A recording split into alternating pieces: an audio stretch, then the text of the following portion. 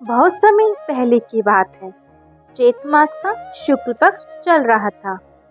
बसंत ऋतु की मधुर हवा धरती को सुगंधित बना रही थी।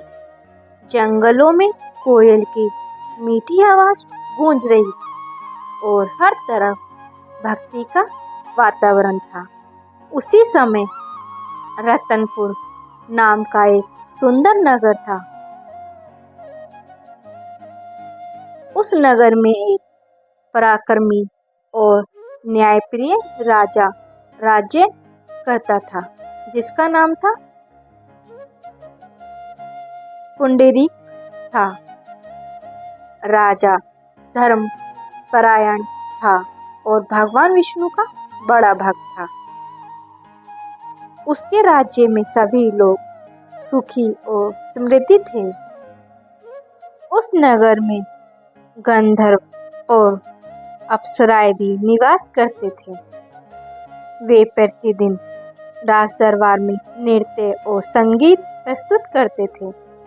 उन्हीं गंधर्वों में एक गंधर्व था, ललित।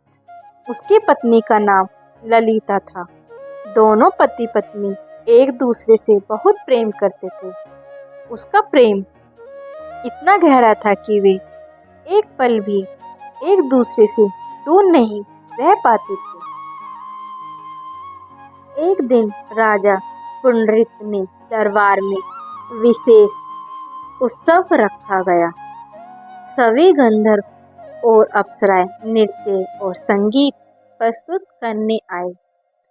ललित को भी गाना गाने के लिए बुलाया गया, लेकिन उस दिन उसका मन अपनी पत्नी ललिता के पास था। वह बार बार उसी के बारे में सोच रहा था। जब उसने गाना शुरू किया तो उसका स्वर बार बार टूटने लगा। उसका ध्यान भटक गया। दरबार में उपस्थित नागराज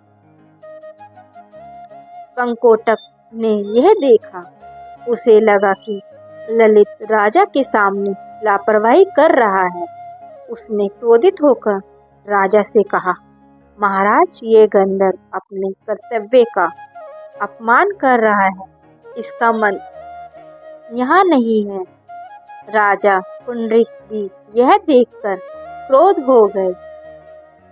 उसने तुरंत ललित को श्राप दे दिया, हे गंधर्व, तुम अपने कर्तव्य में असफल रहे हो, इसलिए मैं तुम्हें राक्षस बनने का श्राप देता हूँ। तुम भयंकर राक्षस बनकर जंगल में भटकोगे। राजा को श्राप सुनते ही ललित कांप उठा। देखते ही देखते उसका शरीर बदलने लगा। वह भयंकर राक्षस बन गया। उसकी आंखें लाल हो गई, दांत बड़े हो गए और शरीर विशाल हो गया। वह रोता हुआ जंगल की ओर भाग गया। जब यह खबर उसकी पत्नी ललिता को मिली तो वह दुख से टूट गई। उसका हृदय रोने लगा। वह अपने पति को खोजने जंगल जंगल भटकने लगी। वह ना तो भोजन करती और ना ही विश्राम, केवल अपने पति को ढूंढती रहती थी। कई दिनों बाद उसने अपने पति को एक घने जंगल में देखा। वह भयानक राक्षस बन चुका था, लेकिन उसकी आंखों में अभी भी वही प्रेम था। ललिता उसे देखकर रोने लगी। उसने कहा, स्वामी, ये क्या हो गया? मैं आपको इस रूप में नहीं देख सकती। मैं आपको इस श्राप से मुक्त कराऊंगी। ललिता अपने पति को साथ लेकर ऋषियों के आश्रम ढूंढने लगी। कई दिनों की यात्रा के बाद वह विंध्याचल पर्वत पर पहुंची। वहां उसे एक महान ऋषि मिले, श्रृंगी ऋषि। ललिता ने उनके चरणों में गिरकर कहा, हे ऋषिवर, मेरे पति को राजा ने श्राप देकर राक्षस बना दिया है। कृपया कोई उपाय बताइए जिससे उन्हें मुक्ति मिल सके। ऋषि श्रृंगी ने ध्यान लगाया और बोले, हे देवी, चैत मास की शुक्ल पक्ष की कामदा एकादशी आने वाली है। यदि तुम श्रद्धा से इस एकादशी का व्रत करोगी और उसका फल अपने पति को अर्पित करोगी तो तुम्हारे पति श्राप से मुक्त हो जाएंगी। ललिता ने यह सुनकर संकल्प लिया। उसने पूरी श्रद्धा और भक्ति से एकादशी का व्रत किया। उसने दिन भर भगवान विष्णु का नाम लिया, कथा सुनी और रात्रि में जागरण किया। अगले दिन द्वादशी को उसने पूजा पूरी की और व्रत का फल अपने पति को अर्पित किया। उसी क्षण चमत्कार हुआ, राक्षस बना ललित का शरीर चमकने लगा। उसका राक्षसी रूप समाप्त हो गया और वह फिर से सुंदर गंधर्व बन गया। दोनों पति पत्नी की आंखों में खुशी के आंसू आ गए। उन्होंने भगवान विष्णु को धन्यवाद दिया।